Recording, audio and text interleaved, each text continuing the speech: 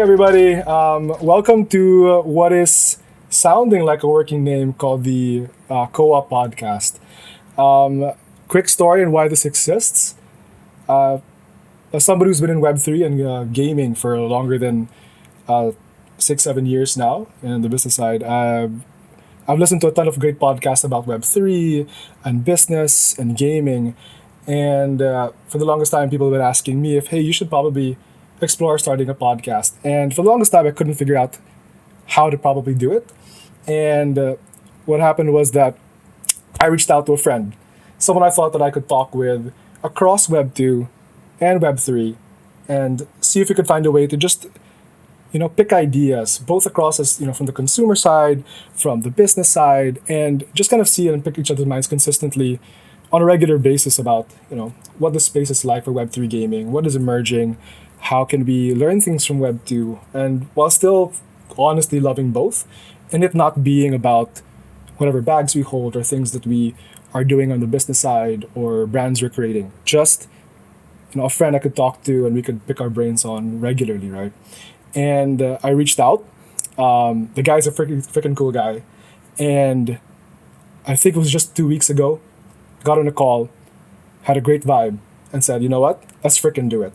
And so I'm happy to introduce, my partner in this podcast, Guru. Hello. Oh my goodness. I mean, Nas, I gotta say, I was not expecting that much of a blow up from my introduction, but let me give the audience a bit of a perspective from my side too, because I love to talk, I love Web3, I love gaming, and when you reached out to me, I just thought in my mind, this sounds right. Like, I really want to explore this and see what this is like, because I know when we first met each other in New York, I just felt a nice little vibe there, and then that call really solidified it. So I've got to agree. I think, I've listened to a lot of good content. I've developed content on my own, but one of the things that I felt was also missing in the space is something that could objectively provide info and just conversation and thoughts on things that are happening in the Web3 space from an objective point of view. So I know when you first reached out to me, I was on board. After that call, I was even more on board. And now here we are. And I'm super excited to be, here doing this podcast with you and touching on a lot of topics. I could just imagine you and I are going to be going over so many things. I think it's just going to be brain candy for the both of us and everybody who's listening. I like that word, dude. Brain candy. I think, it's a bit of a segue. We're already at the start of our first podcast. We're already breaking protocol of our topics, right? But I want to give everyone a context of what we met by vibe, right? So I met Guru in person in New York, literally in passing. I think because we were lined up to go to the CR at an event. And there was a long ass line. If I remember it, right? Yeah, it was. I remember.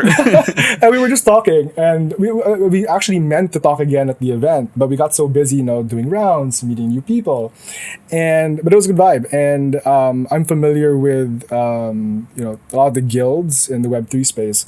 MTTM is Guru's community and his guild. And I remember reaching out and obviously seeing his content online, and I was like, I remember having a good interaction with Guru. We, reply each other's Twitter sometimes, and it's like, hey, okay. And I cold DM'd you. And from there, it was like literally exactly what I said in the intro was probably what I put in that tweet. And then 2 weeks later, here we are. 2 weeks later, here we are, right? But that's pretty much it. So for everyone, a lot of this is, to put some, I guess, context into it, a lot of it is also going to be discovering for ourselves this brain candy. We know it's there. But a lot of it's going to be also unearthing it, what sounds like live, to be honest, right? Mm-hmm. Yeah, so I think we're going to go over I guess we started the first thing we have kind of like in this docket, right? And that is AxieCon. So we're going to be talking a lot of games, but I think it's not, we're not going to pretend that I think that Web3, well, maybe I know something I didn't know, but I definitely discovered Web3 because of Axie Infinity. And so I think it only makes sense for a bit that we also always put some, remember where we came from. But I wasn't at AxieCon, dude. I missed you, by the way. No, yeah. So, I was very lucky to be able to be part of the community and other travels like New York, like in the West Coast. And obviously I'm from the Philippines, so I met a lot of the people who come here. But I had a family conflict. I wasn't able to come, or go rather. So I definitely need a breakdown, right? So many people posted threads. You had one, and I guess I just kind of wanted to get, now it's been around 2 weeks away. Mm-hmm. Tell me a little about it. Like, I want to know, what was the best, I guess start like, what are the best things about it? Or if you had to, summarize that experience, Like, how would you put it? I mean, this is, let me just say that I have it so fresh in my mind that I am prepared, so overly prepared to share all of this. So Okay. let's start with AxieCon. Just a quick breakdown. So it was the first AxieCon that has ever officially been, hosted.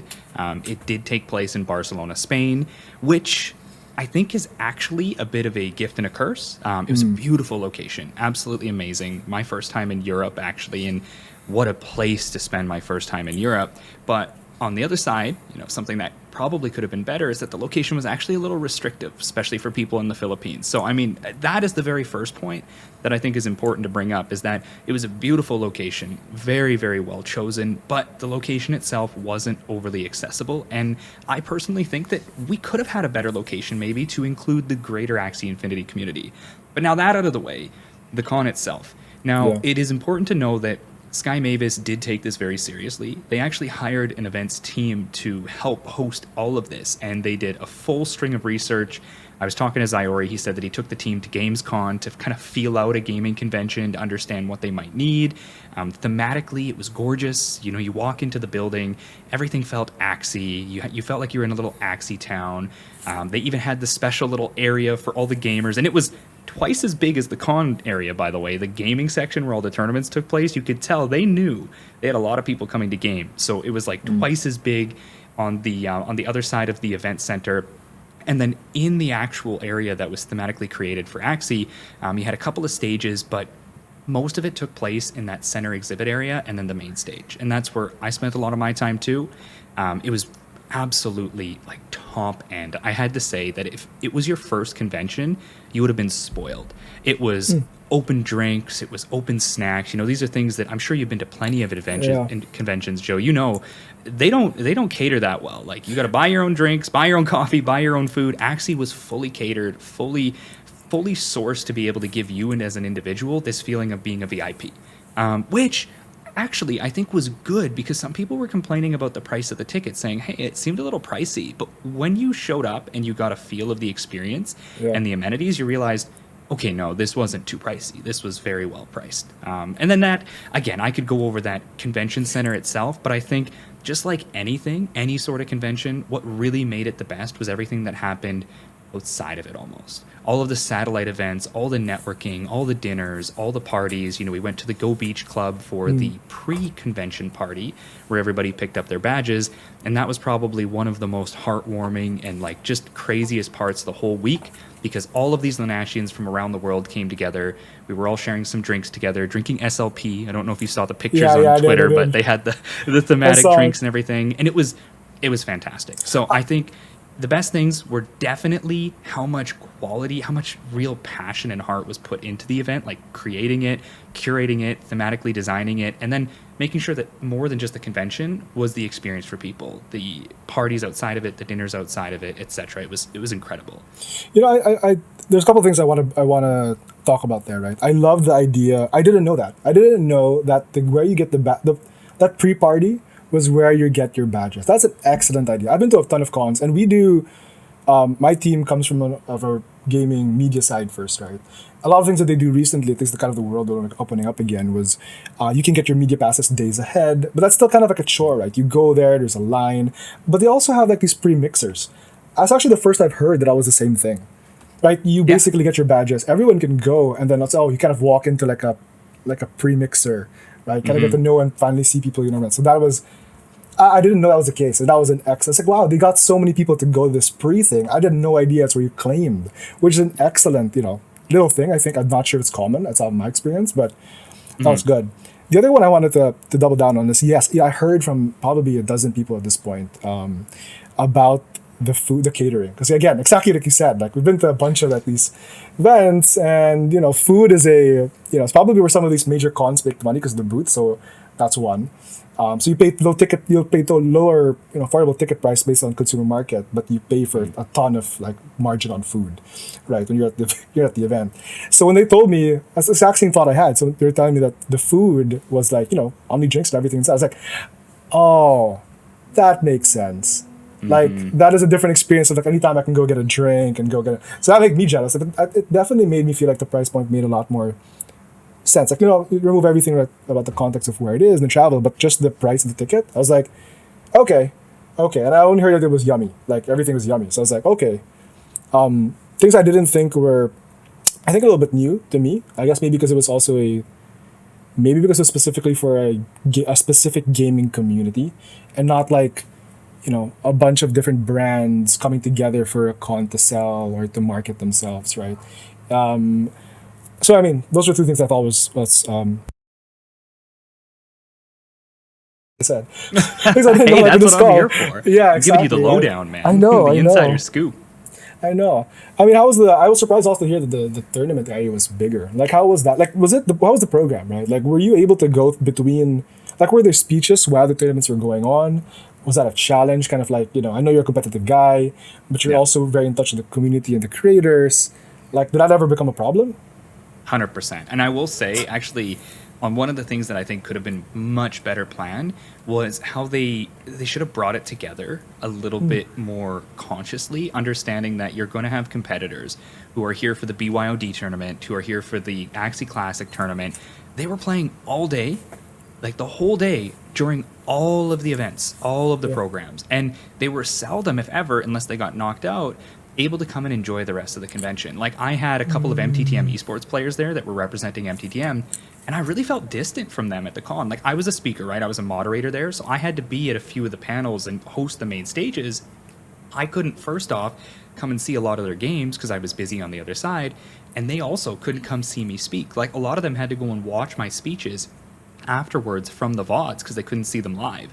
So I do think, there was maybe a lack of understanding that the players would probably want to be part of the con as well, because you almost had to make a choice, right? So yeah, it was kind of divided. Think of it like a warehouse, and there was this one wall with big doors. Obviously, it didn't feel like you were enclosed, but on one side you had the gaming and a little bit of food, and then on the other side you had the venue itself with all the programs and the stage, and it did feel like it was segregated. I feel they could have done a better job even just giving the gamers a bit more breathing room. Been like, hey, maybe choose your time brackets or your brackets around the programming that you want to see. So maybe you want to go and see a speech. Well, maybe you could set it up so that your game would fit around that speech or something. But again, this is hindsight of 2020. Like, yeah, I get it. That's why I really became curious, like, when you said it, because again, I think that when I look, so we work closely with, so my company Metasports, we work closely with community gaming, right? And we're big fans of how they handle it. Actually, when I was looking at the photos, right, and it looked like the competitive side was a Magic the Gathering kind of like tournament, which I've never seen. Right, people now can bring their own device. I didn't really think too much about how it would happen, but when I saw it, it was like, oh right, that makes sense. It's really like it looked like, if you're familiar with like a GP of like Magic the Gathering, like when the tours that travels. 100%. Exactly, right. So for people who don't know, obviously, like Magic the Gathering, they tour different cities, they sort of accumulate points. People bring obviously their own decks, but I'd never seen that on a mobile setting. Like, so now, like, imagine, like, wow, you could actually have multiple. Again, this is me kind of spitballing the competition side, right? You could have multiple. The setup looked like real. It really looked like you could really make this in any kind of like traveling sort of like concept or city around the world. So I thought that was impressive. But now when you mention it, I was like, okay. When those happen though, those are 3 days in a row, or sometimes even 4 days, Thursday to Sundays. Those GPs, technically it was. right? And but yeah, those players are playing there the whole time. There's nothing like, so when you're doing it at a con, yeah, you're always focused. You're doing rounds. You're trying to win everything and get to the furthest end. And yeah, maybe there could have been a way that, I guess there could have been breaks, but I guess it's a first, right? Yep. What I will say though is, because I watched some of the VODs, I made sure to look at the one that you paneled on Guilds, which was very well done, like I said. But the quality of the broadcast of live streaming everything was great. I actually didn't know that was going to happen. I thought it was going to be more insulated, right? Like there wasn't going to be a stream, and everything was streamed. And like there was stuff on Twitch, but for some I couldn't watch immediately. YouTube's live streams allow you to go back in time on like Twitch. Yeah.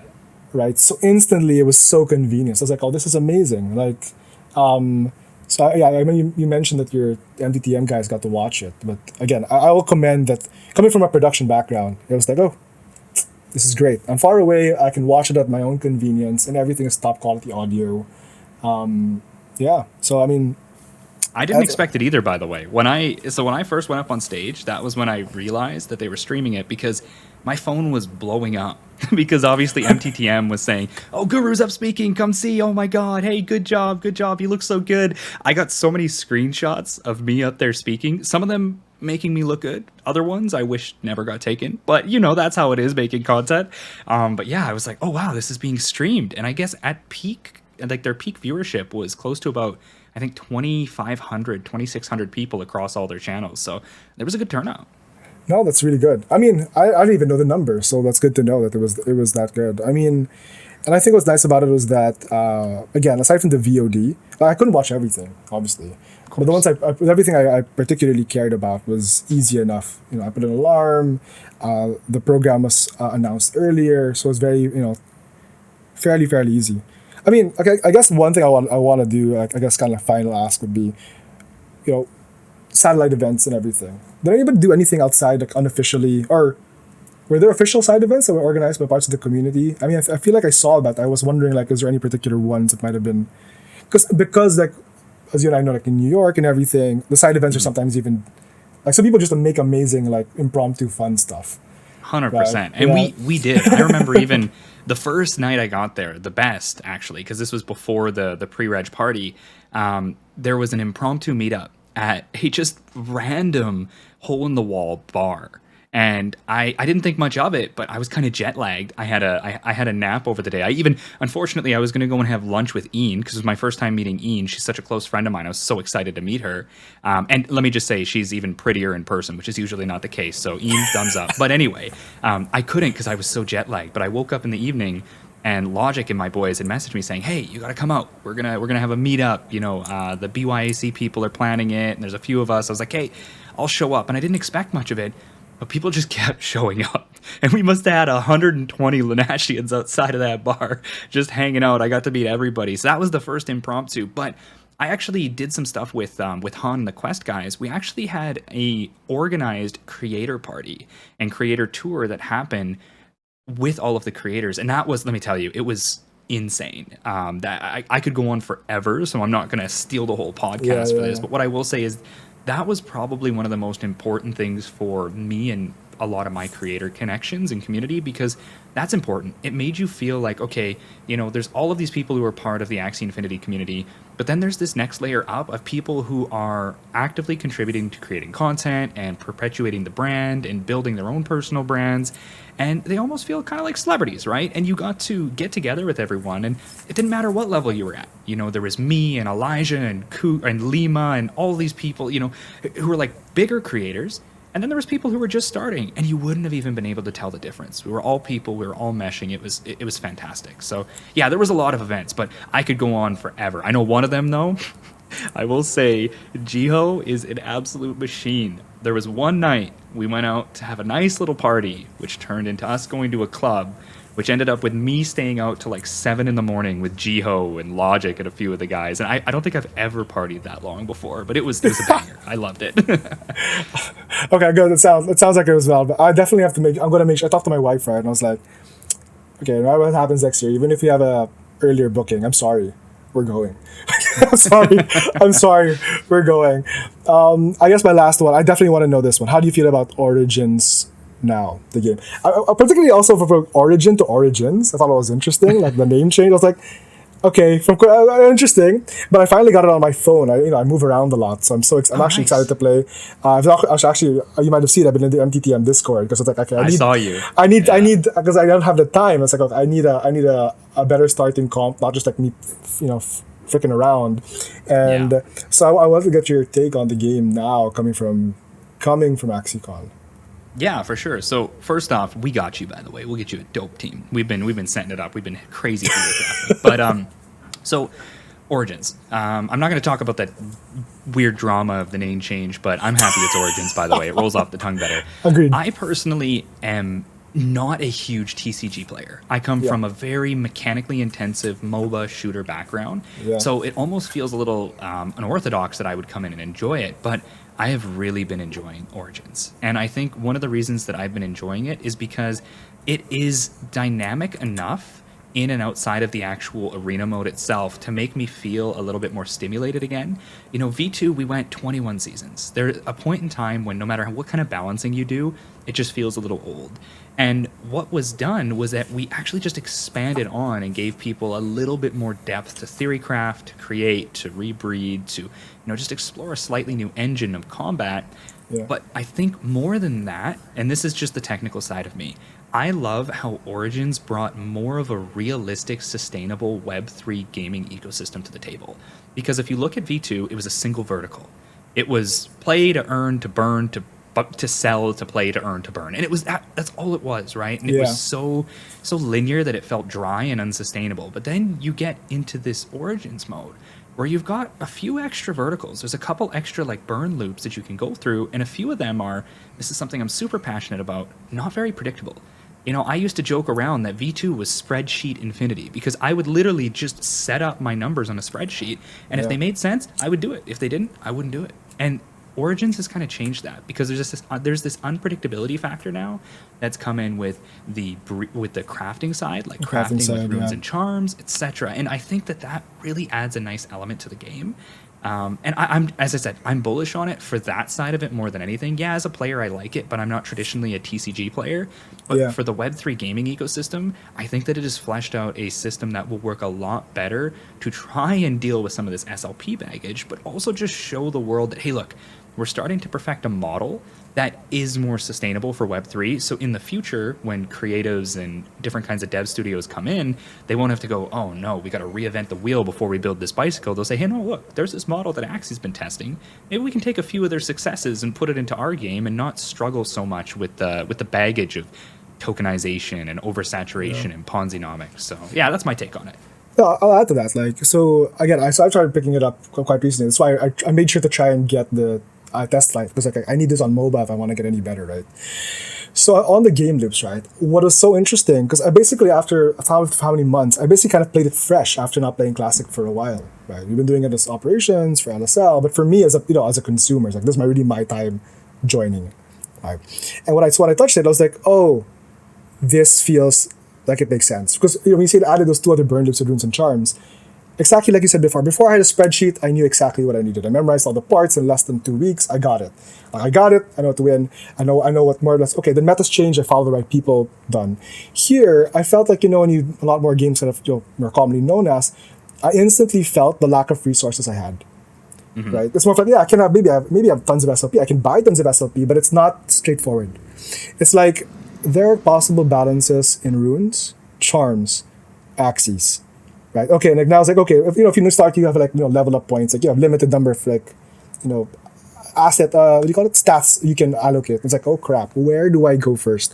I really had to think. I was like, I get it now. Like even if I had infinite resources, there is like a lot more mechanical thinking that goes into play. Right. And I'm I guess a mid-level TCG guy, but it was interesting. And what I will add to that is that I am as well. People got surprised, I guess how bullish I am. We work in many games. Like they're like, you're both at Origins. I'm like, yeah. And it's like, why? What happened to me was that when I played Classic, I liked it as a competitive card game. Like I felt there was, I wanted to win badly, get high MMR, have the best men and everything. What Origins has done to me is unearthed again a casual player in me. I don't want to have to win, but I like the motions feel like I can pick it up. When I'm at Classic, like my wife, don't talk to me. I'm gonna read their card and I'm gonna try and win. This one is like interesting build. That's interesting. And also like, okay, I can have a conversation, and then if someone's busy or something, I'm waiting for my wife. I'm like, oh, cool. I am enjoying. The casuals, I enjoy more of that, which I think again is probably honestly is good. Like I think it's good for a lot of that.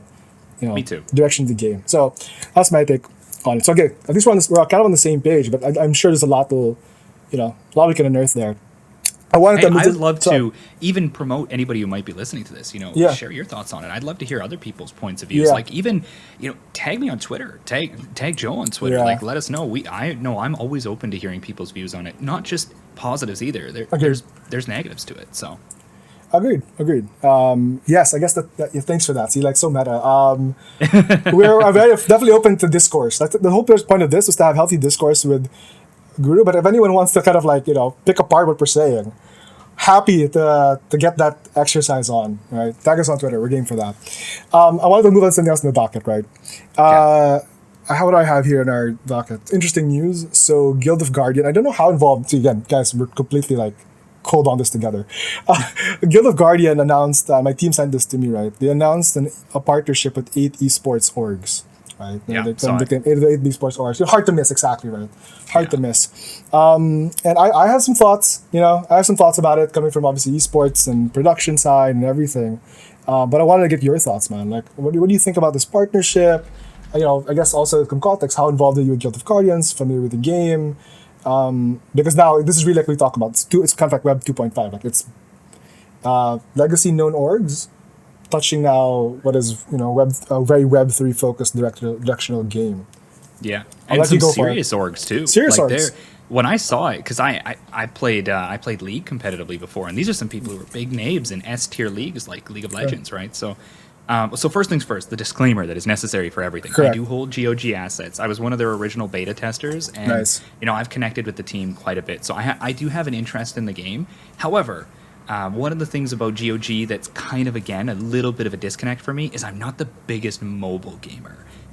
I've always had Apple too, so you could just imagine Apple's such a pain to be able to get mobile gaming going on. But that being said, I do also think that Guild of Guardians has been developing for a while a game that is a quality product. I played it in the beta test, both the first phase as well as the second phase, and I did enjoy what I played.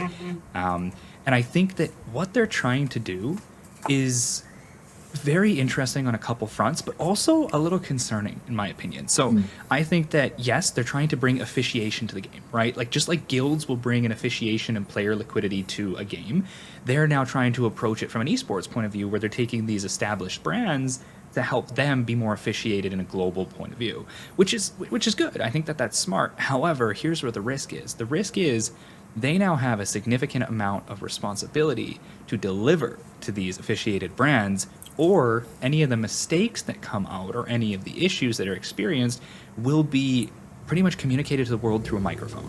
Because these are brands, these are people, these are organizations that have so much exposure, so much power of marketing and optics that it's not just the positives that come through, it's also the negatives. So I think, I think it's a great thing. I like that we're getting more traditional esports orgs in. Even Axie. I had a lot of chats at AxieCon with some traditional esports people that I was surprised to meet. But I do think, again, there is a risk that comes with it. So I know that the Guild of Guardians team, they're very, very well connected with Immutable, and Immutable has been making some really serious moves lately that have impressed me.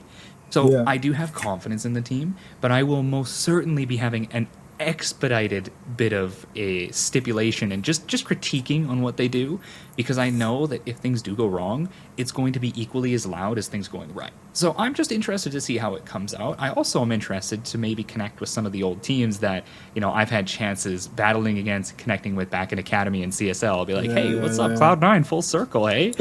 Things like this, right? So yeah, that's my take on it. I'm curious about your take, because I know you, like, even when it comes to esports, I was more on the playing side, but you were a lot more on the professional side. So I'd love to hear your point of view on this, coming from that more, back-end organizational structure side that you have. Yeah, definitely. And again, same, I'll do my own due diligence here. So I don't hold personally, I'm not invested in GOG, neither is our company. We buy assets in games, but not particular. And there is a logical reason why. So we got into Web3 through esports. And obviously what we did is we prioritized games that we felt had a inherently competitive nature immediately, like you could compete, and that was our kind of conservative way to do it, and GOG did not fill that initial setup, so we didn't. So we followed it, but we never kind of reached out and tried to say, oh, can we make esports on it, and enough games kind of came out elsewhere that had playable instant competitive verticals, so I don't hold anything, but like you, I've talked to a lot of like esports orgs, also again more on the production side, and people kind of get into the guild esports structure, right? So for me, it was quite surprising, and I've had a few days to kind of like mull it over. And again, this is coming from no relation to the team, not work with them, not work with Immutable. So this is like raw consumer side with some professional business background, right? And I think it was, at the end of the day, it feels like it was a brand move, right? And exactly like you said, it does put some pressure, I feel, because you're now not in the under promise over deliver. It's like you go with a brand move instantly, you partner with these big brands, whatever kind of like financial deal, allocation deal, or whatever thing you make, you have eyes on you.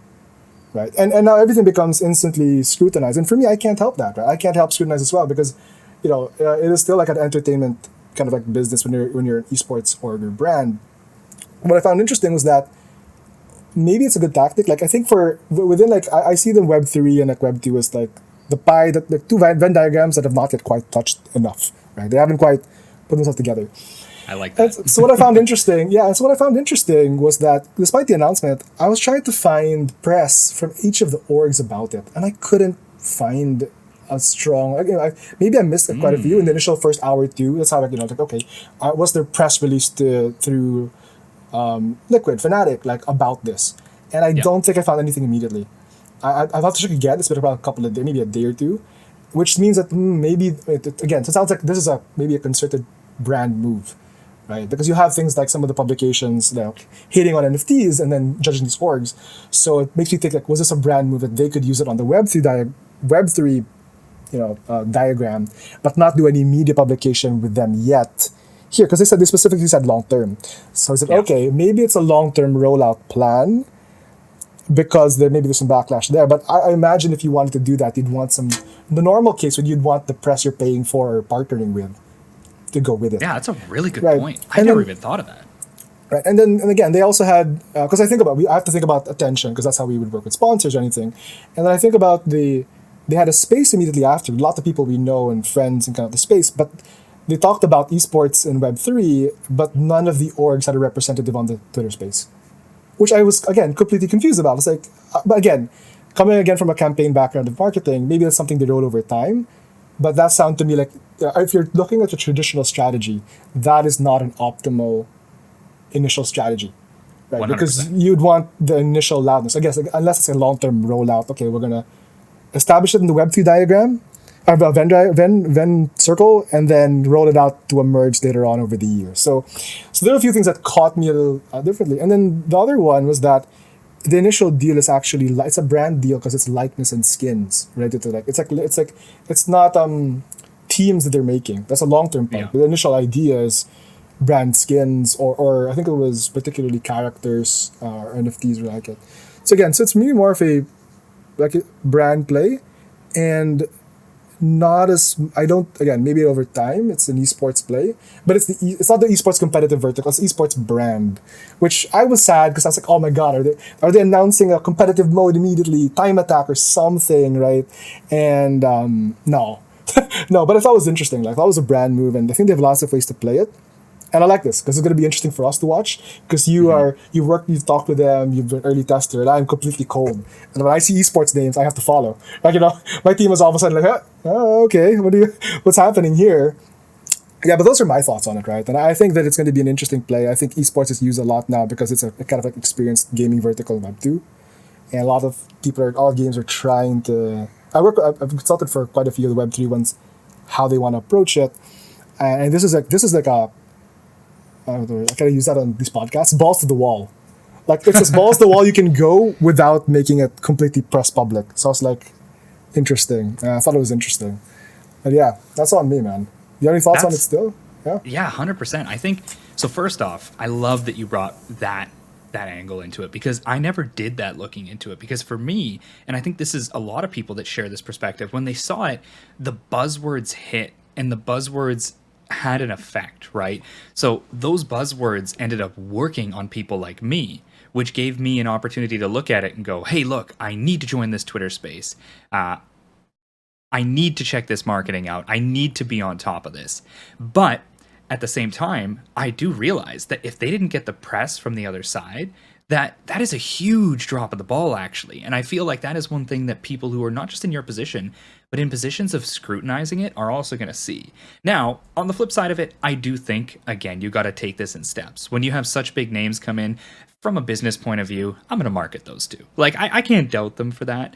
But I do think that it is important that that transparency does follow along with it so that they do follow up on it when the scrutiny comes through and say, hey, look, this is a longer term relationship. It is starting off small. We don't have an immediate esports mode that we're putting out. We are going to need to, take this from a cosmetic skin brand deal point of view and potentially evolve it into something a little bit more competitive.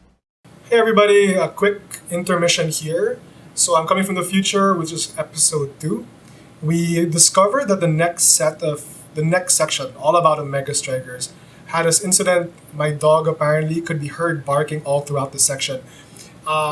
Everything we talk about is quite fun and interesting, but if it's too painful to be listening to my dog barking the entire time, we do touch up on it quickly again in episode 2. So that video also should be up rather soon. You can check it out. It starts the next video, and we do a quick summary with some source material as well. So if this one, if it's too painful for you guys or too hassle the moment with the dog, rest assured you can jump on episode 2 and we discuss it again there.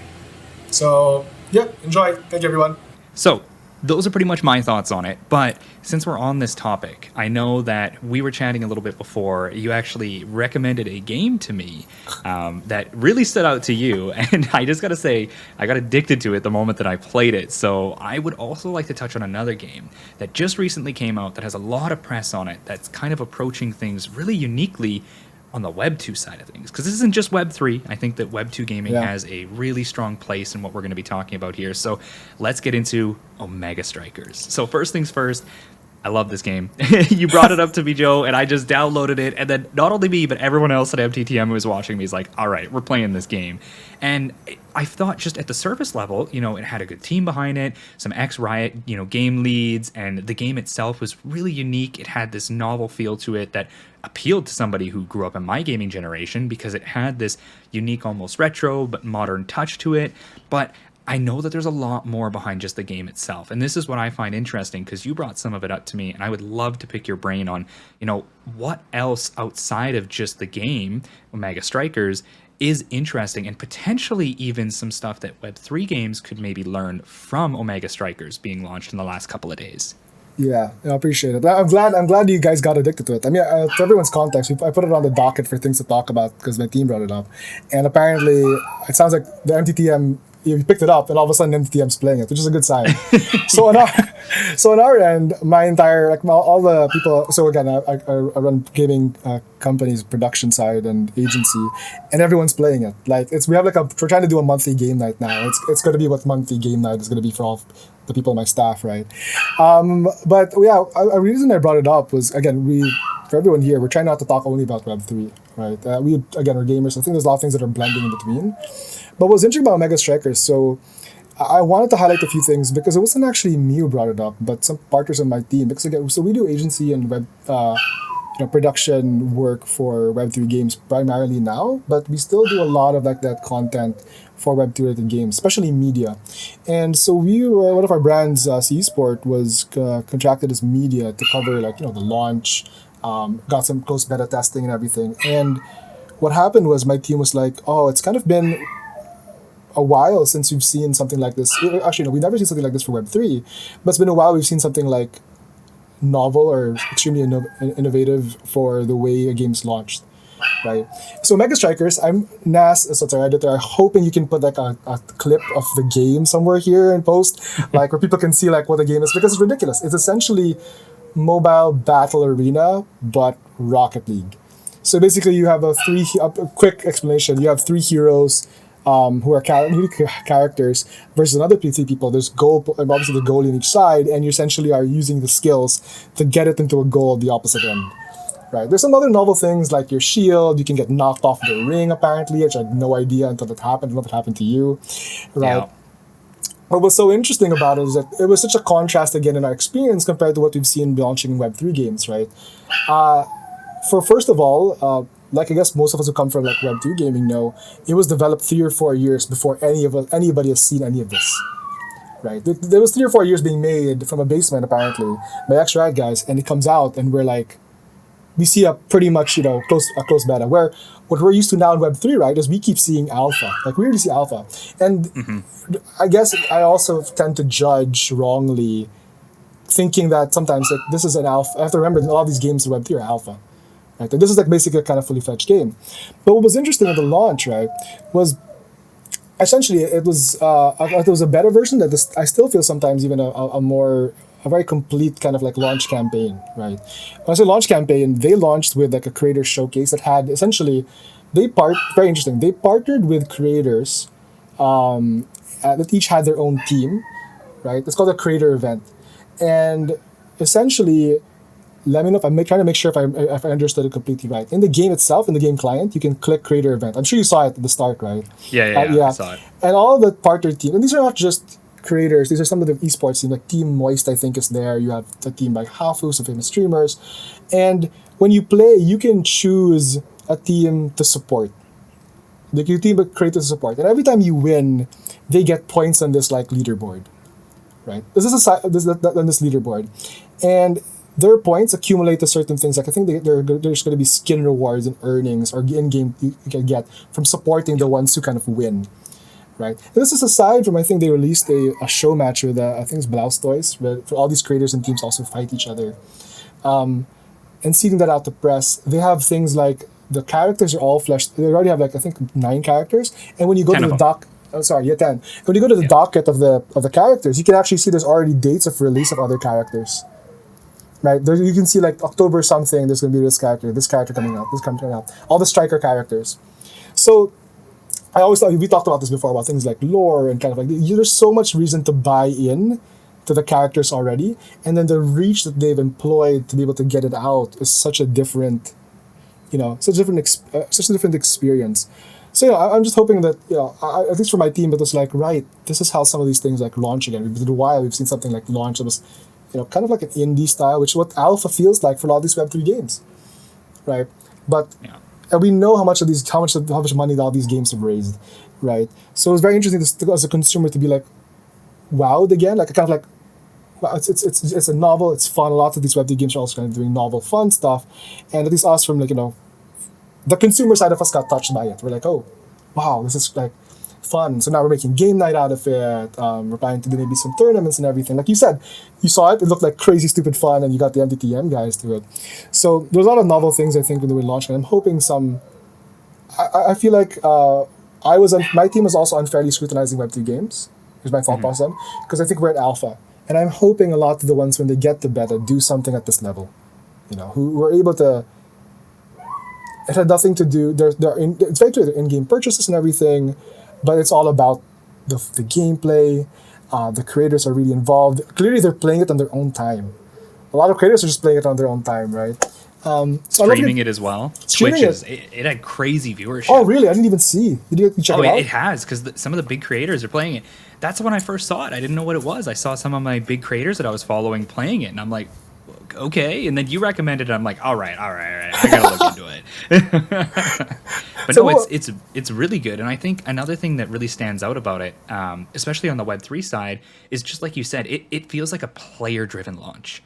Right, like a lot of the times you see games being launched through like it's a marketing-driven launch, it's a press-driven launch, or it's Yeah. like this business-driven launch where it's like, oh, get those numbers up, get those metrics up, etc. This was a lot more of like, hey, let's see just how exciting we can make this launch. Let's get everybody as engaged as possible, and that stood out because I agree that's really novel compared to the marketing, press, business-driven launches that we've seen from most Web2 games. Okay, so I want to pick your brain on something. Is it wrong for Web3 games at this alpha stage to be more business marketing driven versus gamer marketing driven?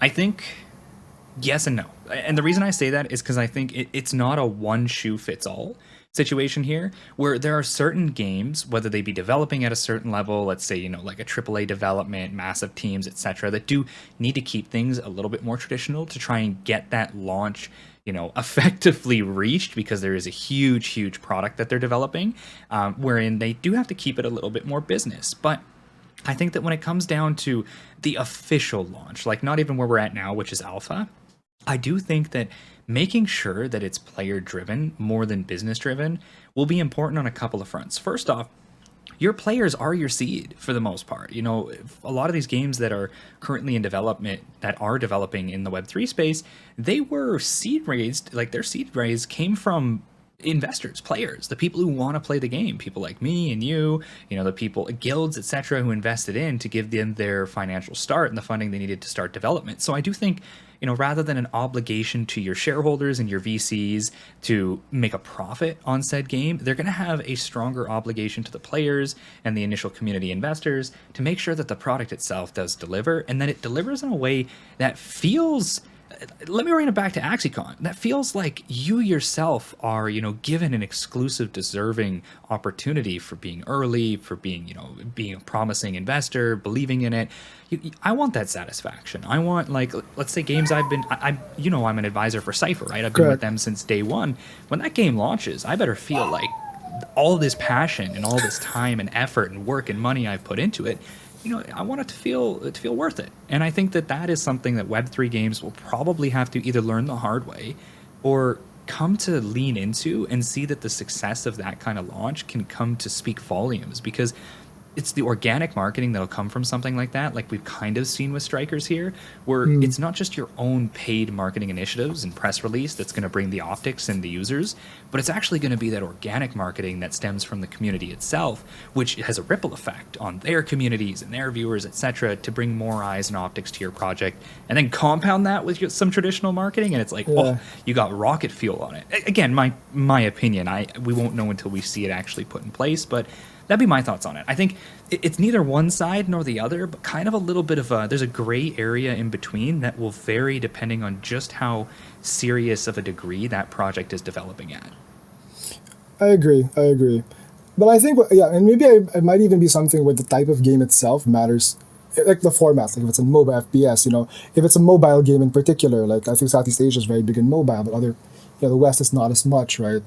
I'm starting to think, like I think to add on to what you said, maybe what I like about, again, maybe we're getting a little bit philosophical as we maybe close on the topics, right, would be that I'm starting to think that, Web3 kind of like these, it just really allowed, what the approach might not be, maybe it's unfair, let me rephrase. I'm starting to think personally, it's very unfair for maybe us, people who already believe in the space, to expect gameplay-focused marketing at an alpha stage. Right. For a while, it became like, oh, we should all be focused on gameplay. I'm like, wait a second. I'm trying to think that alpha really should be more business player driven, because it's actually what it allows consumers like maybe us, or maybe us retail. I know I also invest in a lot of games, get some early options too. It's really that it's not meant for the greater player base, right? It is meant for the businesses who might understand or support early fund. It's almost like a Kickstarter, right? Like you're giving people the chance to be able to invest in it early because you believe in the people making it, or the gameplay style, or the novelty of the Web3 side of it. And then the campaign will come on, open beta. Like the real market will come in beta. So like we shouldn't, this is my thought, right? We shouldn't be saying, oh, we should go gameplay focused marketing at alpha. I was kind of on that train for a bit, like, yeah, it should be about gameplay. The economics should be about gameplay. I was like, maybe it shouldn't, right? I'm not sure. I'm starting to think it maybe should not be, because that will happen when you get to you do that mixed, future type of engagement-focused marketing for the larger audience at maybe beta or open beta or, public beta. So now it's like, it's interesting because now I feel like I've gone through my own cycle of, oh, it's going to change the world, and then, oh, it shouldn't be about the monetary incentives, and it will go to, gameplay. And then now I'm at like, alpha should probably not be about gameplay, because gamers won't like alpha gameplay. Like the greater consumer market won't even appreciate it, right? They want it to be at the 3-year mark where Omega Strikers is, where it's a pretty fleshed out concept, and then they spent all the money that they've ever raised or made to get it to, like you said, fully focused on the player side engagement. And maybe alpha isn't. And it's really for maybe like us who kind of like skirt between the Venn diagram and are like, we want the opportunity for that upside, and we're ready to take that risk when it gets to bed and be like you said, Cypher, like, yes, all the time, all the effort I put into it, I got it. Versus like only having discovered it at that stage, you're investing in a different, feeling for yourself and I guess validation or fulfillment, having had the opportunity to do it from, even at an advisory stage early. 100%. Yeah, 100%. I like that you talk about the circle, by the way, because I feel like I've done almost the same journey where I got in not even knowing what I was Yeah. doing, right? When I got into Axie, I'm one of the rare people who played Axie because I was like, this is fun. Yeah. I really enjoyed it when I first got into it. And then, I went on the other side. I started breeding. I made stupid, unreasonable money breeding that should have never probably existed. Then I got spoiled, and then I came around to the side where a scholarship model was failing, and I'm like, no, we can't be focusing just on the monetary incentive anymore. We got to be like, player focused. But then, yeah, exactly. I think, as I said, it's neither one side nor the other, but a balance. Because the people who are in right now, I've had this chat with a few people when I advise, and they say, yeah, we got to focus on this because this is what the mobile gaming market wants, and the mobile gaming market is the biggest demographic of gamers, and we need to reach them to succeed. And I'm like, okay, but what's the Web3 pre-game development seed investing gaming market look like, right? Like, what does your current demographic look like? Who are you targeting right now? Because if you just try and look too far down the runway, and everything that you develop, everything that you put forward targets that, well, you're not going to get the momentum you need now in the current state of Web3 gaming in order to get that support and, get the runway to make it to that end game, right? So yeah, it's really important that you know where the current Web3 gaming player, investor sits and what they want out of a project. And I also think, for us being on that side, we also have a learning curve to go too, because I have chats with people who are still way too monetarily, focused. And the funny thing is, I'll have these chats with them sometime where they're like, wait, no, what do you mean we're going to add free to play? Like, this is terrible. I'm not going to get all the money. I can't token gate people with game passes to pay me the money I want to play the game. And I'm like, yeah, but is that a financially good decision? And then suddenly they stop for a moment. They're like, wait, what do you mean? I'm like, yeah, I'm not being a philanthropist here. I'm being a businessman. Do you think financially it's a good idea for the business to token gate so that people now have way too big of a floor to even play the game so you don't get new players in? And then they stop and think. They're like, wait a second. No, you're still being business focused, but like at the same time, this is a good idea from a business point of view. I'm like, Yeah. exactly, right? It's a balance between it. So I love when you said the full circle. I felt that I like watched my journey go around the circle. I think it's part of the fun, right? And I think what's cool about this podcast is like I come from a very traditional, I guess, business background, but I've always worked in kind of like forward industries, whether it be the rise of emerging digital content, freelancing, creator management, and now like this esports and Web3. And but my training has always been on the conservative side. Like, this building in public thing is very not new to me. I think something you do well because of the community, but we do, like, I write a very run company, be conservative first, but make kind of like public impact is a dedicated thing. And so, like, actually, as I was explaining in the public circle, I was like, it doesn't make me sound like a smart investor, right? It doesn't make me sound like a smart person. Even I consider myself a very good, very decent businessman, right? Making profitable business. But to say that publicly say that I went on that journey doesn't sound like I have any inherent advantage in what I'm doing. But maybe that's the whole point of this, right? Like, that's the whole point of this is kind of like, to be able to maybe not bear it all, but to be able to do it in a way that is more, I guess, hopefully more authentic and more genuine. And maybe you and I have made some smarter calls because of our experience, or made profits here and there. But I guess it's a lot of it is still discovering our own, where Web3 is at now at the stages with the audience. And yeah, I mean, I got very philosophically reflectionist there, but I like it, and I like that you also felt the same way in some level. Yeah, it felt real. It felt realistic, and I think it's a good way to wrap up the first episode because, Exactly. it almost gives people a bit of a taste of what's to come. I think we're going to be exploring the ups and downs, the lefts and rights, because that's what it comes down to. Both you and I, though we've taken different routes through Web3 gaming and Web2 gaming, even. I think that coming together and being able to talk about it realistically and share that with people helps people understand maybe a little bit more of what the real experience is like, right? Because you look to places like Twitter or YouTube and all you see is you just see the results, or you see the clout, you see the engagement, you see whatever is shiny, whatever gets people's attention, but it's not that realistic, right? The realistic journey is there is ups, there is downs, there's great investment choices where you luck out and you mint a Bored Ape Yacht Club for $200, and then there's bad ones where you go and buy the hyped up project that dumps 90% in a month, and that's just the reality reality of it, right? So I love it, and I hope everybody who's listening right now or watching, depending on where you're on, I hope that you guys can appreciate that both Joe and I do want to put this out, because we just feel that it's valuable to put that out there. And don't get me wrong, I do agree that, I think our experience and what we've done in the space, we wouldn't be where we are now if we didn't make successful investment decisions. So we've both done very well for ourselves. But yeah, at the end of the day, it's we're just people. And hey, we make mistakes and learn things just like everyone else. Yeah, agreed. And I think to jump on what, this is not planned, guys. What Max said earlier, like, we want to kind of do this somewhat publicly. Well, actually, majority publicly, right? So if you guys have thoughts about any of what we said, right, or you want us to talk about, pick our thoughts about anything specifically, more than happy to do the mental exercise with Max. I love today. Thank you, Max. And if you guys just tag us on Twitter, I'm not even sure. Maybe it'll come out in a couple of days after some just quick editing. But other than that, we gotta keep it as raw and as honest as possible. And if you guys want us to talk about anything in particular, or between Web 2 and Web 3, we're happy to see if we can put another docket and share our thoughts. So very welcome to that dialogue with anybody. I can't promise I'm the best at Twitter battle engagement, but Max has some experience there, and I will just put my thoughts here and there, and then make sure we keep going. So I got you. Don't worry. I got the katana. I'm ready to battle. All right, but yeah, I think that's pretty much closing. I opened. I'll let you close it, Guru. Of course, yeah. Well, let's close this the best way we possibly can. To everybody who is listening or watching right now, make sure that you follow both Joe and I. We're going to have all our socials and every way that you can connect with us in all of the show notes or in the video description below. So let us know what you thought about it too. This is the very first episode that we put out, and it's as raw as we can possibly make it. I hope you got a lot of value in it, or even just had some fun listening to us while you were doing whatever you were doing throughout the day. But I know that this comes from the heart for us, and a little bit from the head too every now and then when we give you some great advice. So make sure you tune in, subscribe if there is a subscribe option, or follow us and all of our socials so that you can stay up to date with what's going on. Thank you all for tuning in, watching, or listening to this. And hey, until next time.